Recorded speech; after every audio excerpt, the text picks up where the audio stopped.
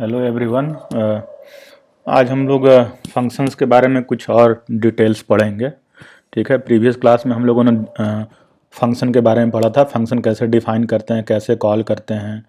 ठीक है, सो कुछ और चीज़ें हम लोग फंक्शन के बारे में समझेंगे।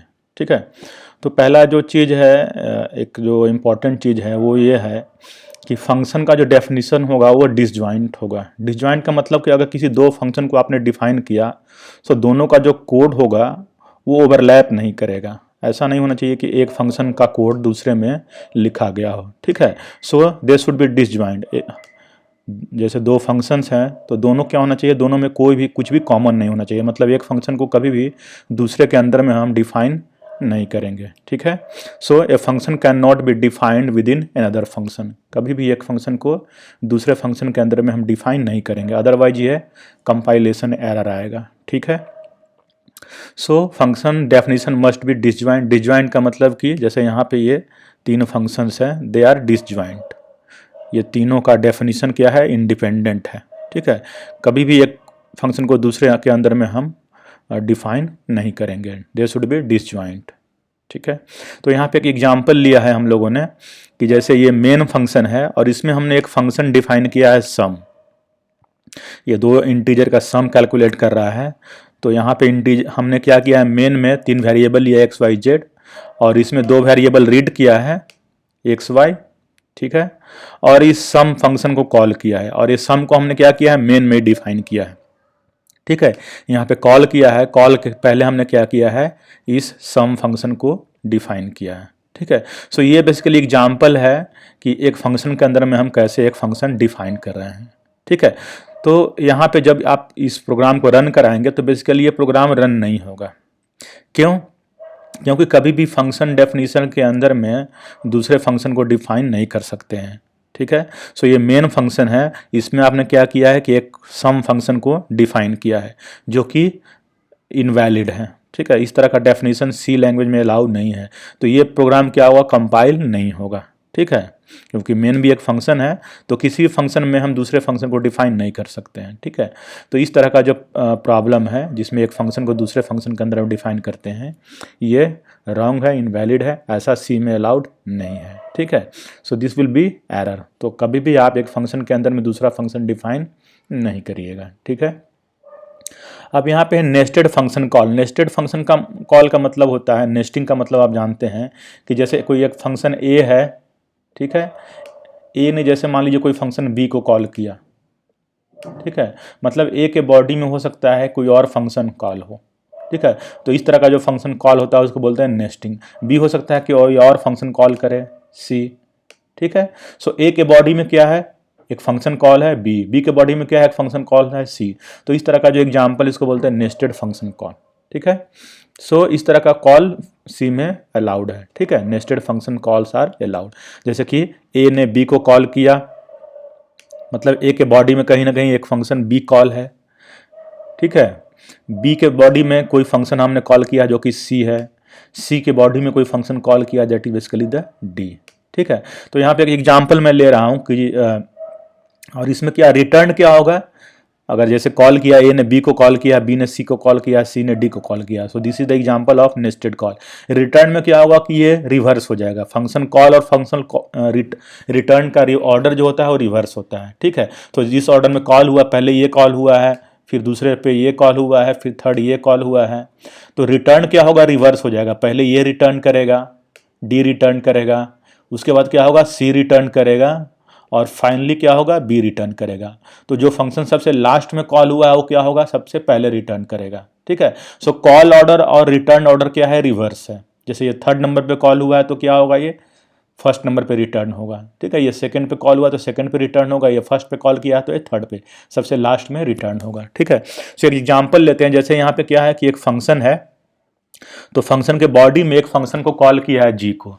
ठीक है, तो फंक्शन एफ क्या कर रहा है, फंक्शन जी को कॉल कर रहा है। ठीक है, सो इसने जी को कॉल किया। ठीक है, एफ इज कॉलिंग फंक्शन जी। ठीक है, अब जी क्या कर रहा है, अनदर फंक्शन को कॉल कर रहा है जो कि एच है। ठीक है, एफ के बॉडी में जी था, जी ने जी को कॉल किया एफ ने, अब जी क्या कर रहा है, एच को कॉल कर रहा है। ठीक है, so this is calling H. और एच क्या कर रहा है, के को कॉल कर रहा है, ठीक है। So this is the call of के, ठीक है। तो इस तरीके से देखें कि एफ ने जी को कॉल किया, जी ने एच को कॉल किया, एच ने के को कॉल किया, ठीक है। अब क्या हुआ कि के जैसे जब रिटर्न होगा, इसके बाद मान लीजिए कि के बॉडी में कोई कॉल नहीं है किसी फंक्शन का, तो क्या होगा, के रिटर्न होगा, ठीक है। तो ये लास्ट फंक्शन कॉल कौन सा किया गया है, के, तो ये क्या होगा, आप ये सबसे पहले रिटर्न होगा, ठीक है। तो ये रिटर्न हुआ। अब ये के रिटर्न होगा तो उसके बाद क्या होगा, ये एच रिटर्न होगा, ठीक है। तो ये फंक्शन अब ये रिटर्न होगा, ठीक है। इसके बाद क्या होगा, ये रिटर्न होगा एच, सो एच रिटर्न हुआ। और एच जब रिटर्न हो जाएगा तो क्या हो गया, अब ये जी रिटर्न होगा, ठीक है। सो देखिए ये जी रिटर्न हुआ। तो आप देख सकते हैं कि कॉल का जो ऑर्डर है, जिस ऑर्डर में कॉल हुआ है, और रिटर्न का जो ऑर्डर है वो रिवर्स है, ठीक है। यहाँ पे एफ से जी, जी से एच, एच से के, इस तरह से कॉल हुआ है, और रिटर्न क्या है, वो रिवर्स है, के से एच, एच से जी, जी से एफ, ठीक है। So this is basically example of nested call. Nested call में क्या होगा कि जिस ऑर्डर में कॉल होता है फंक्शन, उसके रिवर्स ऑर्डर में फंक्शन रिटर्न होंगे। अब यहाँ पे साइक्लिक कॉल है। साइक्लिक कॉल में क्या होता है कि एक फंक्शन क्या होता है, खुद को ही डायरेक्टली या इनडायरेक्टली कॉल करता है, ठीक है। ये डायरेक्टली कॉल कर सकता है या किसी अदर फंक्शन के थ्रू, जैसे एफ ने जी को कॉल किया और जी ने एफ को कॉल किया, ठीक है। तो इस तरह का जो कॉल होता है उसको साइक्लिक कॉल या रिकर्सिव कॉल भी कहते हैं। तो सी में इस तरह का बहुत सारा एग्जाम्पल आप पढ़ेंगे और इस तरह का फंक्शन डिजाइन करेंगे। सो साइक्लिक कॉल का मतलब हुआ कि ये function call itself either directly और इन साइकिल, ठीक है।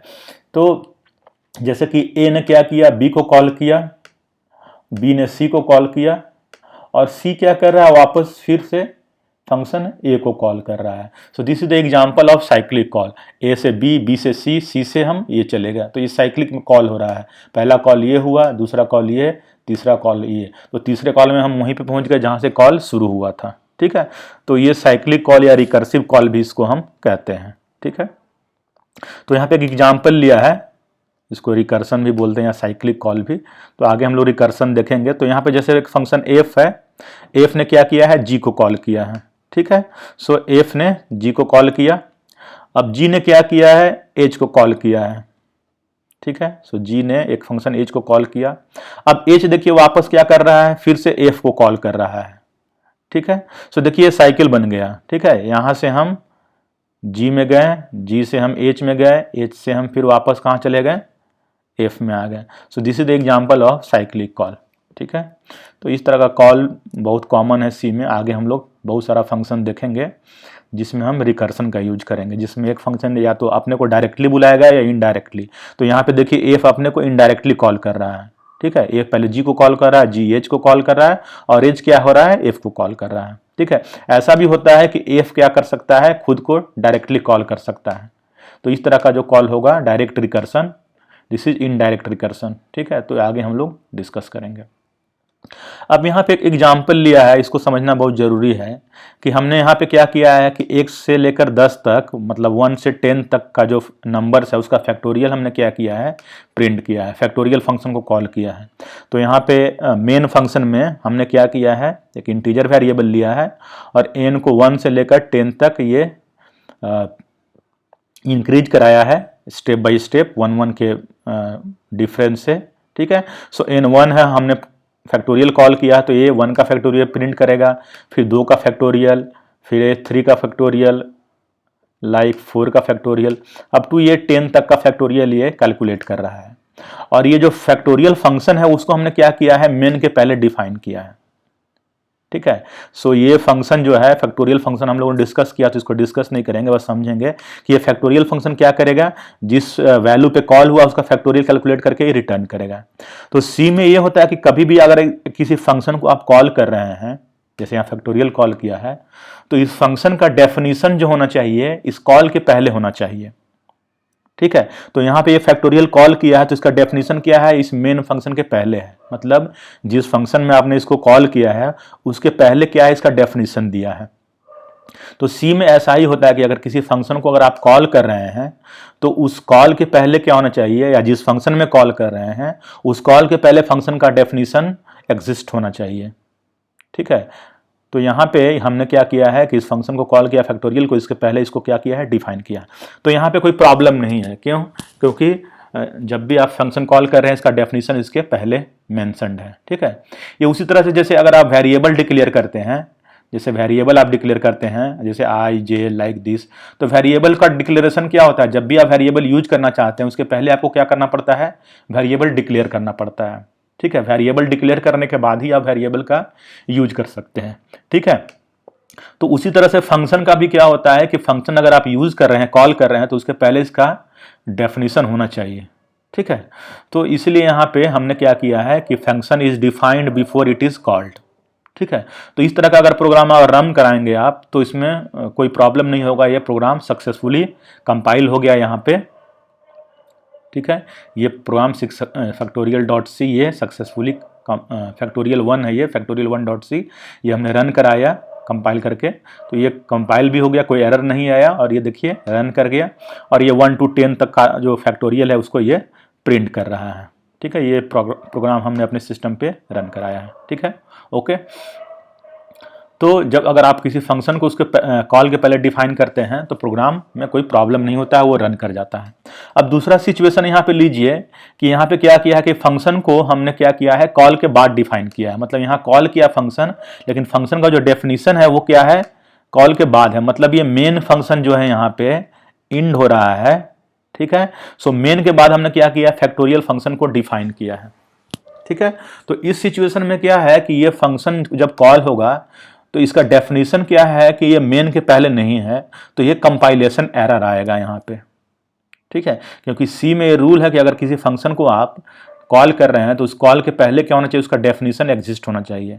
तो मेन में तो डिफाइन नहीं कर सकते हैं इस फंक्शन को, क्योंकि ये फंक्शन के अंदर में फंक्शन हम डिफाइन नहीं करते हैं, अभी हम लोगों ने देखा है। तो इस फंक्शन को क्या करना चाहिए था, मेन के पहले डिफाइन किया है, लेकिन हम लोगों ने क्या किया है, मेन के बाद डिफाइन किया है। तो इस तरह का प्रॉब्लम यहाँ पे होगा, वही प्रॉब्लम जैसा कि किसी वेरिएबल को आप यूज कर रहे हैं, जैसे आई वेरिएबल आप यूज कर रहे हैं, और आई को क्या किया है, यूज करने के पहले क्या किया है, आपने डिक्लेयर किया है या डिफाइन किया है इंट आई।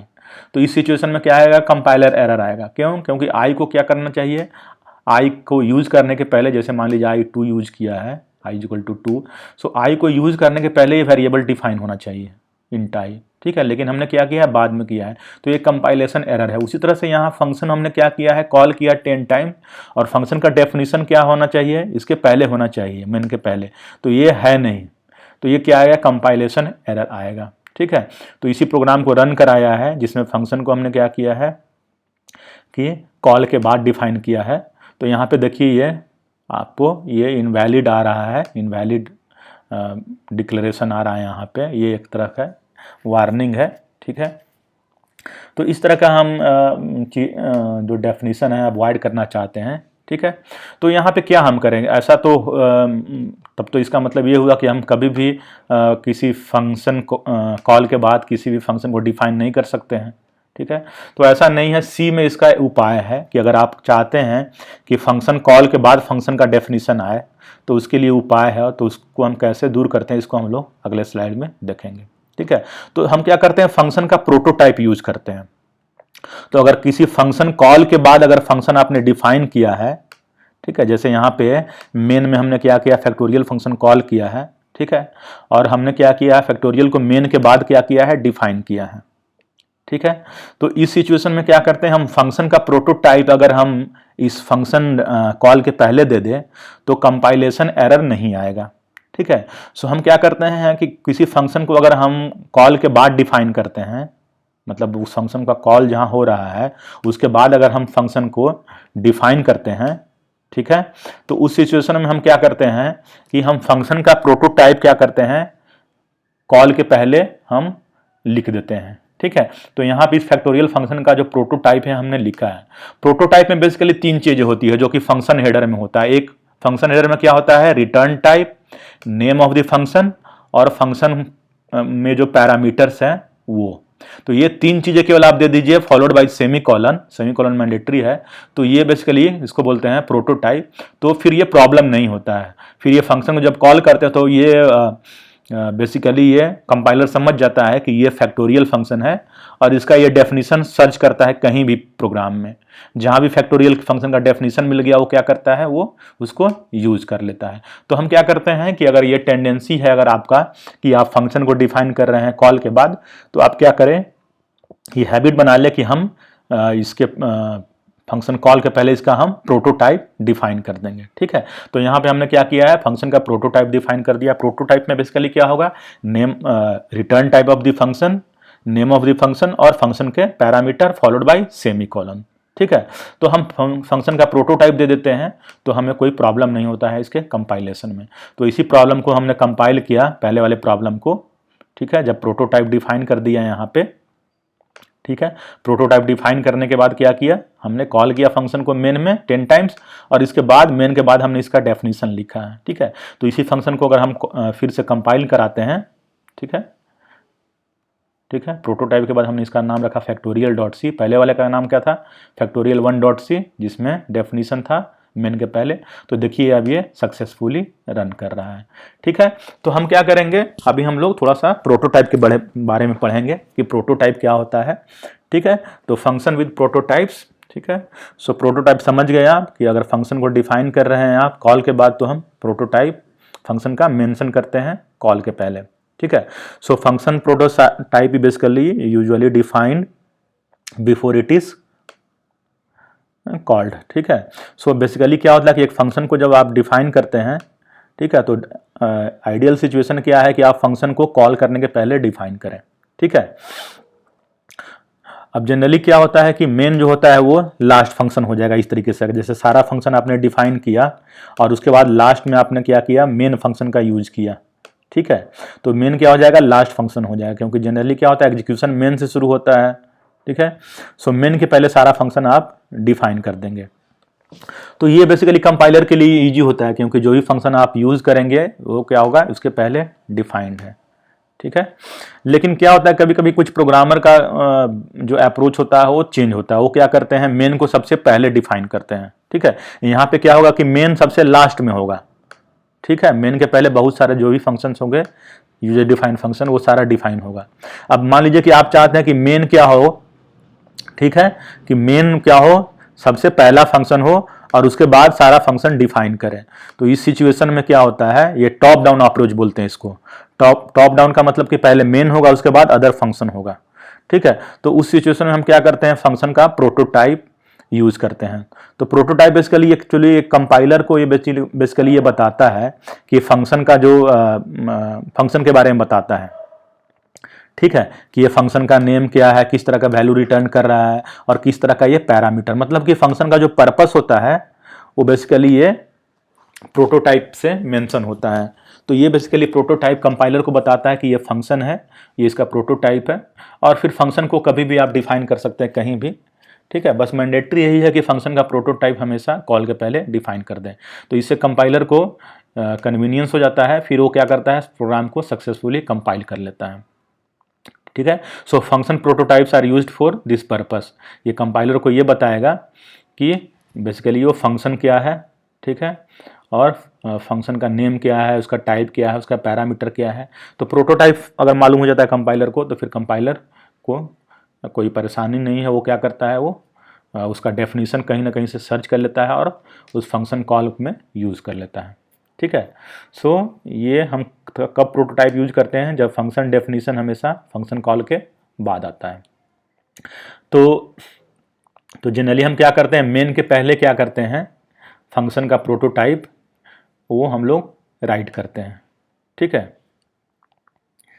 तो यहाँ पे जैसे एग्जांपल लिया प्रोटोटाइप का, पहले भी हम लोगों ने देखा था प्रोटोटाइप। सो ये बेसिकली जीसीडी फंक्शन जो हम लोगों ने डिस्कस किया था कि ये रिटर्न टाइप इंट है, ये नेम है फंक्शन का, और ये पैरामीटर है। अब यहाँ पे पैरामीटर का नेम जैसे ये बेसिकली ए बी लिखना ये जरूरी नहीं है, मैंडेटरी नहीं है, आप चाहें तो इसको हटा सकते हैं। ठीक है, और ये कोई भी वेरिएबल हो सकता है, जरूरी नहीं है ए बी है। तो प्रोटोटाइप में आप चाहे तो इस वेरिएबल को हटा सकते हैं, केवल डेटा टाइप दे सकते हैं। ठीक है, पैरामीटर देना जरूरी नहीं है, ये मैंडेटरी नहीं है। ठीक है, तो आप केवल डेटा टाइप दे सकते हैं। ठीक है, सो ये name of the function, return type of the function और डेटा टाइप ऑफ पैरामीटर ये देना मैंडेटरी है। और ये सेमी कॉलन भी ये मैंडेटरी है, ठीक है। उसी तरह से ये फंक्शन void div/7, ठीक है, तो इसका रिटर्न टाइप मतलब कुछ रिटर्न नहीं कर रहा, दिस इज द नेम, और ये पैरामीटर है। आप चाहें तो ये नंबर जो है, ये जो पैरामीटर है हटा सकते हैं, केवल पैरामीटर का टाइप यहाँ पे मैंडेटरी है, उसके बाद ये सेमी कॉलन, ठीक है। तो इस तरह का जो प्रोटोटाइप होता है ये हम लोग बेसिकली क्या करते हैं, फंक्शन कॉल के पहले दे सकते हैं, और फंक्शन का डेफिनेशन क्या करेंगे हम लोग मेन के बाद लिख सकते हैं, ठीक है। तो ये सेमी कॉलन का हमेशा ध्यान रखिएगा, ऐसा नहीं कि आपने प्रोटोटाइप लिखा और सेमी कॉलन नहीं दिया तो फिर ये एरर आ जाएगा, ठीक है। सो ये मैंडेटरी है सेमी कॉलन। और ये आर्गुमेंट का नेम हो सकता है कि डिफरेंट हो, जैसे यहाँ पर जरूरी नहीं कि ए और बी ही हो, आप चाहें तो कोई भी नेम दे सकते हैं, ABCDEF NM कुछ भी नेम दे सकते हैं, ठीक है। सो डेफिनेशन में जो नेम हुआ है यूज फंक्शन का और प्रोटोटाइप में जो नेम यूज हुआ है वो जरूरी नहीं है कि सेम हो, ये दोनों डिफरेंट हो सकता है, ठीक है। बस इस चीज़ का आपको ध्यान रखना है कि जब भी प्रोटोटाइप देते हैं तो ये टाइप जरूर होना चाहिए, नेम जरूरी नहीं है कि हम दें, यहाँ पे ये मैंडेटरी नहीं है, ठीक है। तो यहाँ पे एक एग्जाम्पल लिया है, ठीक है। इसमें हमने दो फंक्शन यूज किया है, एक फंक्शन है फैक्टोरियल कैलकुलेट करने का, दूसरा फंक्शन है NCR। जैसे अगर आपने परमुटेशन कम्बिनेशन पढ़ा होगा तो NCR number of computation, permutation computation अगर पढ़ा होगा तो NCR कैसे कैलकुलेट करते हैं। तो यहाँ पे बेसिकली क्या कर रहा है, ये 1 से लेकर M तक का जो नंबर्स है उसका NCR कैलकुलेट करके ये ऐड कर रहा है। तो यहाँ पे बेसिकली क्या किया है, दो फंक्शन यूज किया है, एक NCR, ठीक है, और NCR फंक्शन कैलकुलेट करने के लिए हमने क्या किया है, फैक्टोरियल को कॉल किया है। तो यहाँ पे देखिए कि मेन किसको कॉल कर रहा है, NCR को, और NCR किसको कॉल कर रहा है, फैक्टोरियल को कॉल कर रहा है। तो ये भी बेसिकली एक तरह से अगर आप देखिए तो नेस्टेड कॉल है कि मेन कॉल कर रहा है NCR को, NCR कॉल कर रहा है फैक्ट को। अब यहाँ पे देखिए कि NCR और फैक्ट ये दोनों फंक्शन का जो डेफिनेशन है वो क्या है, मेन के बाद है, ठीक है। तो इस सिचुएशन में हम क्या करेंगे, दोनों का प्रोटोटाइप मेंशन करेंगे। तो यहाँ पे दोनों का प्रोटोटाइप मेंशन किया है। NCR का प्रोटोटाइप क्या है कि ये इंटीजर रिटर्न कर रहा है, नेम इज NCR, और ये पैरामीटर, दो पैरामीटर ले रहा है N और R, तो यहाँ पे दिया है पैरामीटर। उसी तरह फैक्टोरियल का प्रोटोटाइप क्या होगा, ये इंटीजर रिटर्न कर रहा है, नेम फैक्ट है और एक पैरामीटर N है। तो यहाँ पे ये जो पैरामीटर है, ठीक है, ये जो पैरामीटर है N, ये मैंडेटरी नहीं, इसको आप हटा सकते हैं, लेकिन डेटा टाइप मैंडेटरी है। उसी तरह से यहाँ पे R और ये N हटा सकते हैं आप, ठीक है। मतलब इंट फैक्ट इंट, मतलब डेटा टाइप केवल पैरामीटर का जरूरी है, ये N जरूरी नहीं है। उसी तरह से यहाँ भी केवल पैरामीटर का डेटा टाइप जरूरी है, ये N और R जरूरी नहीं है। दूसरा चीज़, अगर मान लीजिए आप नाम दे रहे हैं तो यहाँ पे नेम कुछ भी हो सकता है, ये कैपिटल M हो सकता है, ये कैपिटल R हो सकता है, ठीक है, ये N के जगह इसको P लिख सकते हैं। तो नेम कुछ भी हो सकता है पैरामीटर का प्रोटोटाइप में। तो ये इससे बहुत मायने, ये इसको हम बहुत ज़्यादा इस पर ये नहीं फोकस करना है कि ये नेम वही होना चाहिए जो यहाँ होना चाहिए। नेम कुछ भी हो सकता है, नहीं भी हो सकता है, लेकिन ये डेटा टाइप प्रोटोटाइप का होना जरूरी है, ठीक है। So this is basically prototype declaration, ठीक है, ठीक है। सो ये प्रोटोटाइप है, ठीक है, और ये फंक्शन डेफिनेशन है। तो प्रोटोटाइप हम कहाँ पे यूज करेंगे, जब हम फंक्शन को कॉल के बाद अगर डिफाइन कर रहे हैं, जैसे यहाँ पे NCR को डिफाइन किया है मेन के बाद, और यहाँ पे फैक्टोरियल को डिफाइन किया है इस NCR के बाद। तो इस सिचुएशन में मैं क्या करता है कि हम प्रोटोटाइप को डिफाइन करते हैं। और प्रोटोटाइप हमेशा क्या करते हैं, जस्ट सबसे पहले हम डिफाइन करते हैं, जैसे studio.h के बाद सिंपली हम प्रोटोटाइप डिफाइन कर देते हैं, मतलब मेन के पहले, ठीक है। अब यहाँ पे हम लोगों ने डिस्कस किया था, इस चीज़ को एक बार और समझेंगे कि मेन बेसिकली भी क्या होता है, एक फंक्शन होता है, ठीक है। मेन को हम लोगों ने ज़्यादा ध्यान नहीं दिया है, लेकिन मेन भी क्या होता है, एक फंक्शन होता है। ये हम लोगों ने डिस्कस किया था थोड़ा बहुत, ठीक है। मेन के बारे में और भी ज़्यादा आगे हम लोग डिस्कशन करेंगे, ठीक है। तो आपने देखा होगा कि सिमिलरिटी क्या है मेन फंक्शन में और अदर फंक्शन में, ठीक है। सिमिलरिटी ये है कि दोनों बेसिकली फंक्शन है और दोनों का बेसिकली कॉल होता है। जनरली मेन का कॉल इसलिए नहीं होता है, हम नहीं बोलते हैं कि मेन कॉल हो रहा है, क्योंकि मेन का कॉल सबसे पहले होता है, मतलब मेन पहला फंक्शन होता है जो कॉल होता है किसी प्रोग्राम को जब आप रन कराते हैं, ठीक है। So main is also a function, ठीक है, और ये स्पेशल फंक्शन है और ये मैंडेटरी फंक्शन है। कोई भी अगर सी प्रोग्राम लिखते हैं तो मेन क्या है, मैंडेटरी है, बिना मेन का कोई भी फंक्शन नहीं हो सकता, सॉरी प्रोग्राम नहीं हो सकता है। तो स्पेशल इसलिए है क्योंकि प्रोग्राम का एग्जीक्यूशन हमेशा मेन से शुरू होता है, इसलिए main is a special function. ठीक है, तो यहाँ पे अगर जैसे कि मेन क्या कर रहा है, दो इंटीजर को सम करके प्रिंट कर रहा है, तो यहाँ पे अगर ये प्रोग्राम रन होगा तो ये मेन मैंडेटरी फंक्शन है, अदर फंक्शन हो कि नहीं लेकिन ये मेन मैंडेटरी फंक्शन है। और प्रोग्राम का एग्जीक्यूशन कहाँ से शुरू होगा, इस मेन से शुरू होगा। सो मेन में ये पहले वेरिएबल डिक्लेयर्ड होंगे, ये रीड करेंगे वेरिएबल को, फिर ये फंक्शन को कॉल करेंगे, ठीक है, फिर ये सम को प्रिंट करेंगे। सो इस चीज़ का ध्यान रखना कि मेन भी अदर फंक्शन की तरह ही होता है। ये स्पेशल इसलिए है क्योंकि इस प्रोग्राम का एग्जीक्यूशन हमेशा मेन से शुरू होता है। तो फंक्शन के जो भी रूल्स होंगे, ठीक है, फंक्शन का जो भी प्रॉपर्टी होगा, ठीक है, वो सारा क्या होगा, वो मेन पे भी अप्लाई होगा। ऐसा कुछ नहीं है कि फंक्शन का जो प्रॉपर्टी होगा वो मेन पे अप्लाई नहीं होगा। फंक्शन के जो भी प्रॉपर्टीज होंगे वो सारा प्रॉपर्टीज मेन फंक्शन पे भी अप्लाई होंगे, क्योंकि मेन भी एक फंक्शन है। ठीक है, तो हमेशा इस चीज़ का ध्यान रखिएगा कि all properties of other functions are same as the main function. ठीक है, मेन कोई अलग फंक्शन नहीं है, अलग इसलिए केवल थोड़ा सा इसलिए अलग ये है क्योंकि ये इसका एग्जीक्यूशन प्रोग्राम का हमेशा मेन से होता है, और किसी भी प्रोग्राम में एक से ज़्यादा मेन फंक्शन नहीं हो सकता है।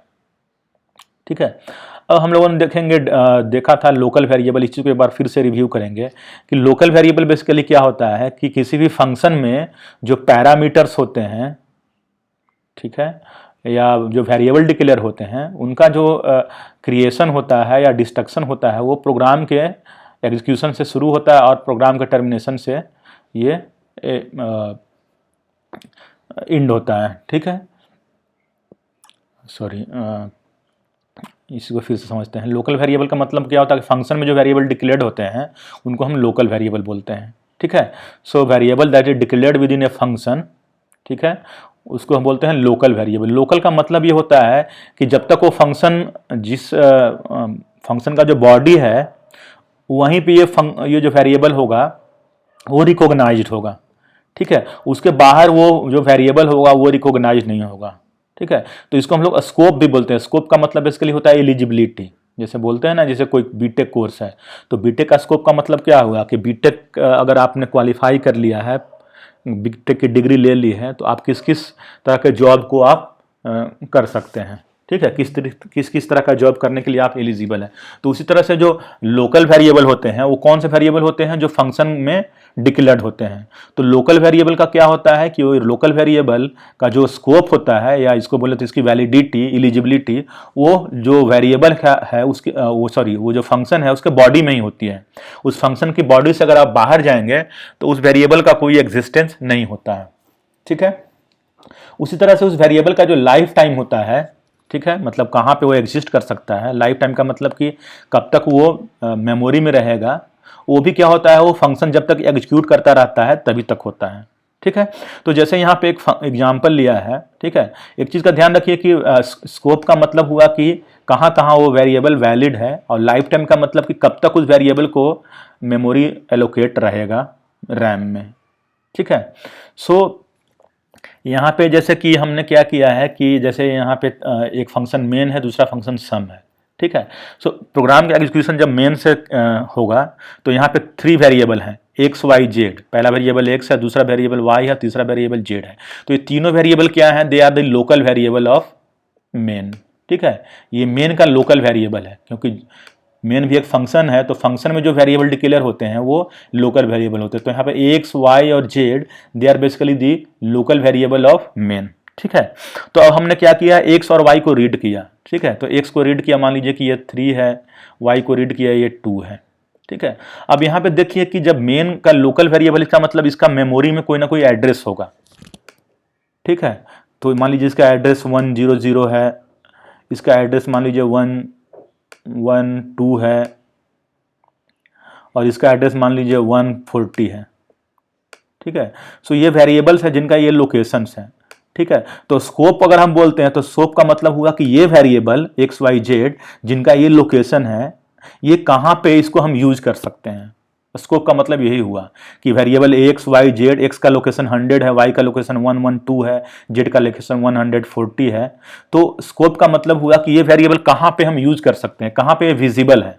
ठीक है। तो ये जो मेन का जो बॉडी होता है, मतलब ये वेरिएबल कहाँ पे डिक्लेयर्ड है, मेन में, तो मेन का जो बॉडी है, मेन का जो कोड है, ठीक है, मेन का जो बॉडी है, वहीं पे इस वेरिएबल को आप यूज कर सकते हैं, एक्स वाई जेड को। अगर आप मेन के बाहर चले जाएं तो ये एक्स जिसका लोकेशन 100 है, ये वाई जिसका लोकेशन 112 है, और ये जेड जिसका लोकेशन 140 है रैम में, ये वेरिएबल रिकॉग्नाइज नहीं होंगे, ठीक है। उसी तरह ये लाइफ टाइम का मतलब हुआ कि ये वेरिएबल को, ये जो लोकेशन है 100, 112, 140, कब तक एलोकेट रहेगा, तो जब तक मेन रन करता रहेगा, मेन जब तक टर्मिनेट नहीं हुआ, जैसे रिटर्न 0 हो जाएगा तो क्या होगा, ये टर्मिनेट कर जाएगा। तो जब तक मेन रिटर्न नहीं हुआ है तब तक क्या होगा कि ये जो स्पेसेज हैं एलोकेटेड रहेंगे, ठीक है। तो ये कब तक एग्जिस्ट करेगा वेरिएबल, जब तक ये मेन रन कर रहा है, जब तक ये मेन रन कर रहा है ये वेरिएबल एक्स वाई जेड, जिनका लोकेशन 100 है, 112 है और 140 है, ये एलोकेटेड रहेगा, ठीक है। और कहाँ इसको यूज कर सकते हैं इस लोकेशन के वेरिएबल को जिसका नाम एक्स वाई जेड है, इसी मेन फंक्शन में। उसी तरह से जैसे वेरिएबल सम को अगर, सॉरी, फंक्शन अगर सम कॉल हुआ है, तो सम में देखिए हमारे पास 3 वेरिएबल हैं, एक्स वाई और जेड। तो ये जो 2 पैरामीटर हैं, ठीक है, और ये जेड है, ठीक है। तो जेड को हम जनरली बोलते हैं लोकल वेरिएबल। तो ये जब फंक्शन कॉल होगा तो क्या होगा, जेड क्रिएट होगा। अब यहाँ पे जो जेड है और ये जो फंक्शन मेन में जो जेड है, दे आर डिफरेंट वेरिएबल। जैसे हो सकता है इसका लोकेशन 440 हो, ठीक है। तो ये वेरिएबल क्या होता है, इसको हम बोलते हैं पैरामीटर भी एक तरह से लोकल वेरिएबल भी होता है, इसके बारे में हम लोग अगले स्लाइड में डिस्कस करेंगे। लेकिन ये जो जेड है वेरिएबल जो फंक्शन में डिक्लेयर्ड हुआ है, इसको भी बोलते हैं हम लोग लोकल वेरिएबल, ठीक है। तो ये वेरिएबल का भी स्कोप का मतलब क्या हुआ, या इसको बोले इसका जो एलिजिबिलिटी है, मतलब कहाँ इसको एक्सेस कर सकते हैं, तो इस वेरिएबल जेड को केवल हम इस सम फंक्शन के अंदर ही एक्सेस कर सकते हैं। और कौन वेरिएबल जेड, वो वेरिएबल जिसका लोकेशन 440 है।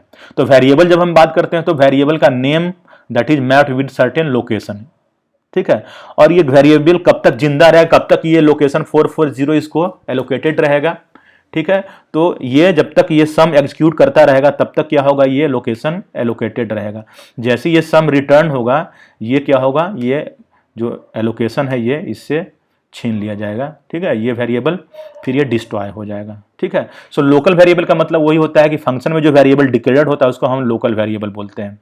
और इसका एलिजिबिलिटी क्या होता है, मतलब कहाँ इसको यूज कर सकते हैं, तो जिस फंक्शन में डिक्लेयर्ड हुआ है उसी में इसको यूज कर सकते हैं, ठीक है। और कब तक ये एग्जिस्ट करेगा वेरिएबल, तो जब तक वो फंक्शन रन करेगा तब तक ये वेरिएबल एग्जिस्ट करेगा, ठीक है। सो इसी तरह से यहाँ पे एक्स वाई जेड क्या होगा, इसके लोकल वेरिएबल है मेन के, तो ये मेन में ही इसको केवल आप एक्सेस कर सकते हैं, मेन के बाहर इसको एक्सेस नहीं कर सकेंगे। और ये जब तक मेन रन करेगा ये तीनों वेरिएबल क्या होगा, रैम में एलोकेटेड रहेगा, ठीक है। उसी तरह से यहाँ पे जो वेरिएबल है जेड, वो लोकल वेरिएबल है सम का, तो जब तक ये सम रन करेगा ये एलोकेटेड रहेगा, एग्जिस्ट करेगा। सम से जैसे बाहर जाएंगे ये एग्जिस्ट नहीं करेगा, ठीक है। और इसको कहाँ एक्सेस कर सकते हैं, केवल सम में, ठीक है। यहाँ पे हो सकता है कि लोकल 2 वेरिएबल, जो लोकल वेरिएबल उनका नेम सेम हो सकता है, but they are different variable. जैसे हमने देखा था कि मेन में भी 3 वेरिएबल है local variable x y z, और सम में वेरिएबल हैं एक्स वाई जेड। पैरामीटर भी बेसिकली एक तरह से लोकल वेरिएबल ही होता है, दोनों में कोई डिफरेंस नहीं होता है, ठीक है। सो ये एक्स वाई जेड, यहाँ पे एक्स वाई जेड, सो ये 3 वेरिएबल मेन में और ये 3 वेरिएबल सम में।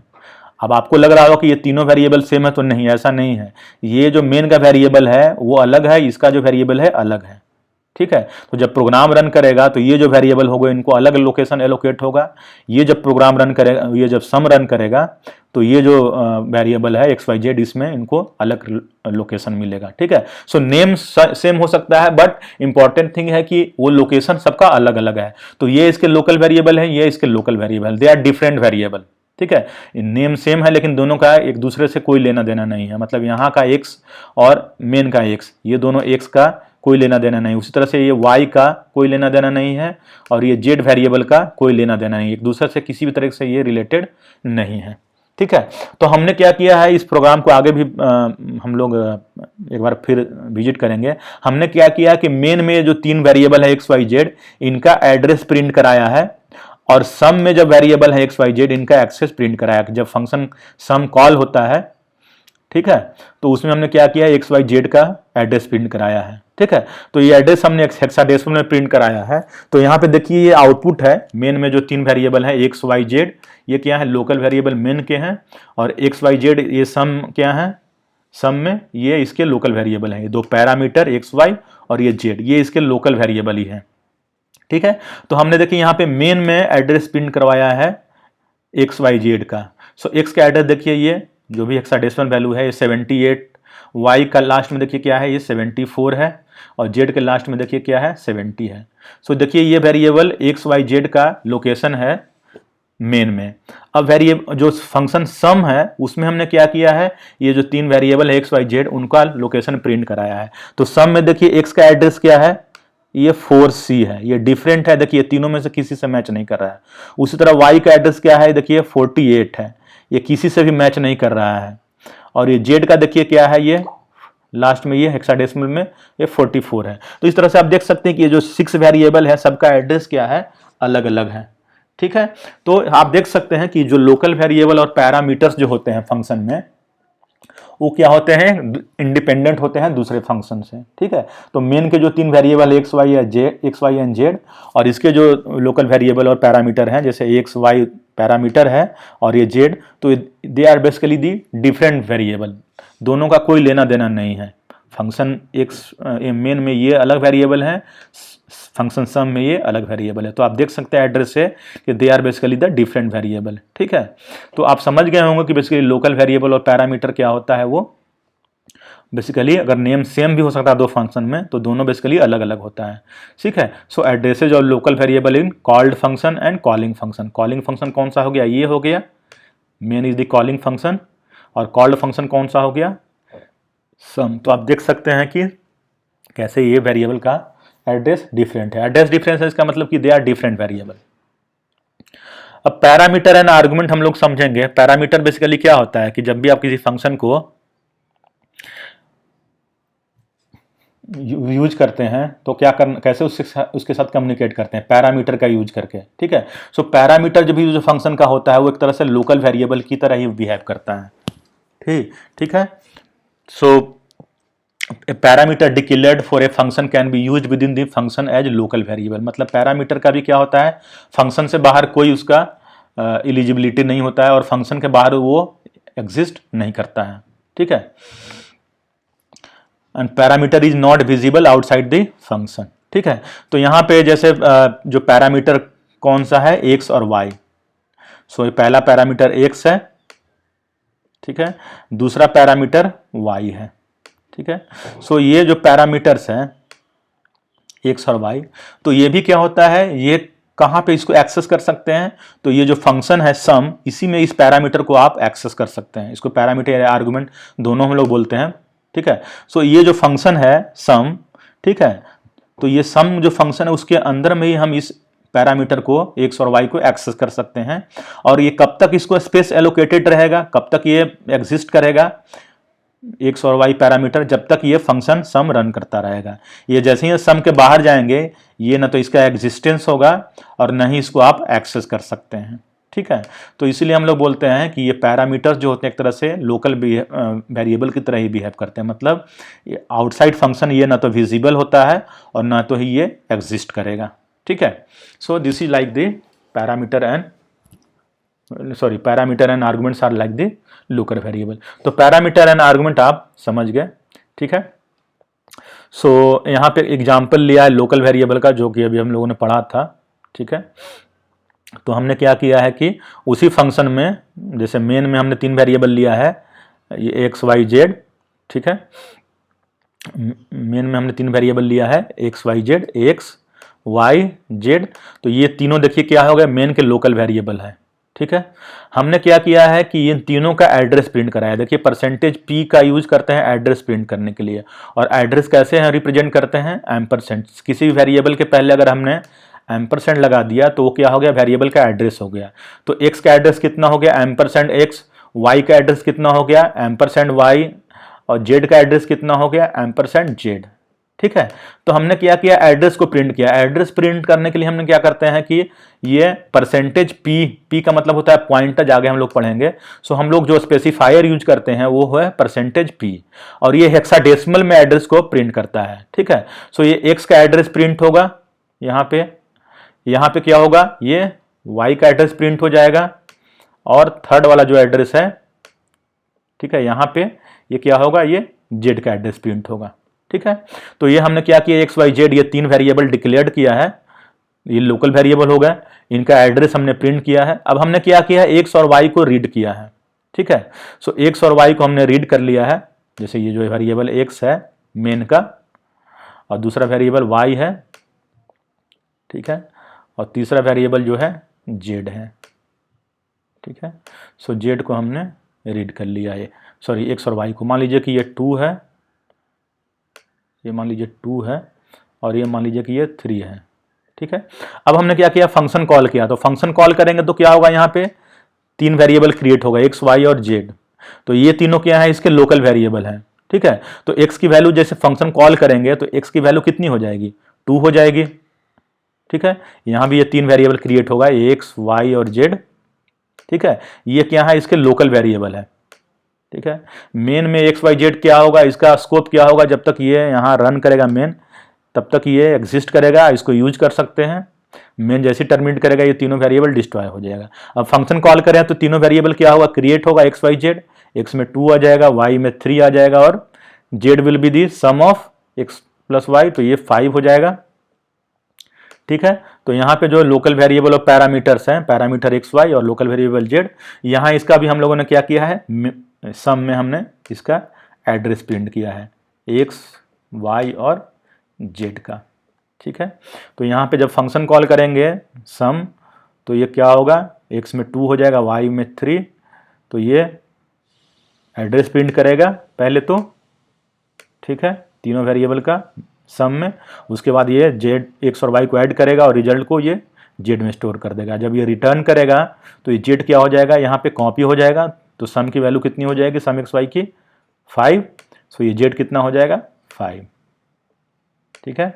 अब ये जब सम रिटर्न करेगा तो क्या होगा, ये सारा वेरिएबल, अब सम रिटर्न करेगा तो ये वेरिएबल तो एग्जिस्ट करेगा नहीं है, क्यों, क्योंकि ये लोकल वेरिएबल है। तो जैसे ही आप फंक्शन के बाहर जाते हैं लोकल वेरिएबल क्या होता है, एग्जिस्ट नहीं करता है। ठीक है। और इसको ना एक्सेस कर सकते हैं, तो तीनों वेरिएबल क्या होगा, ये डिस्ट्रॉय हो जाएगा। ठीक है। अब मेन में चलेंगे, इसके बाद क्या होगा, कंट्रोल कहाँ जाएगा, मेन में। तो ये सम की वैल्यू कितनी हो गई, 5, तो जेड की वैल्यू 5 हो जाएगी। तो ये सम क्या करेगा, प्रिंट करेगा 5। उसके बाद जब रिटर्न करेगा, तो जब ये मेन रिटर्न करेगा तो ये लोकल वेरिएबल क्या होगा, ये तो एग्जिस्ट करेगा नहीं। ठीक है। इसको एक्सेस भी नहीं कर सकते हैं, तो ये तीनों वेरिएबल क्या हो जाएगा, ये डिस्ट्रॉय हो जाएगा। तो इस तरीके से आप देख सकते हैं कि कैसे ये वेरिएबल, लोकल वेरिएबल और पैरामीटर क्रिएट होते हैं, डिस्ट्रॉय होते हैं। और बेसिकली 2 प्रोग्राम, जिससे 2 फंक्शन हो सकता है कि दोनों में सेम लोकल वेरिएबल, मतलब लोकल वेरिएबल हो सकते हैं जिनका नेम सेम हो, but they are basically the different local variable, इनका एक दूसरे से कोई लेना देना नहीं है। तो यहाँ पे एक्स वाई जेड क्या है, मेन का लोकल वेरिएबल है, यहाँ पे एक्स वाई जेड क्या है, सम का लोकल वेरिएबल है। ठीक है। तो ये बेसिकली क्या है, ये अलग अलग वेरिएबल है। तो यहाँ हमने प्रिंट किया है एड्रेस, इस प्रोग्राम को रन करा के। तो पहले किसने क्या किया है, मेन फंक्शन में इसने ये एड्रेस प्रिंट कराया है, एक्स का, वाई का और जेड का, आप देख सकते हैं। और फिर क्या किया है इसने, सम फंक्शन में एक्स और वाई और जेड का एड्रेस प्रिंट कराया है। और ये इसने फिर मेन में जो रीड किया था 2, 1, 5 और 7 इसने मेन में रीड किया था फंक्शन को कॉल करने के लिए। तो 5, 7 को ये पास करेगा सम को, तो सम 5, 7 को ऐड करके ये 12 रिटर्न करेगा। तो ये मेन में हमने 12 प्रिंट कराया।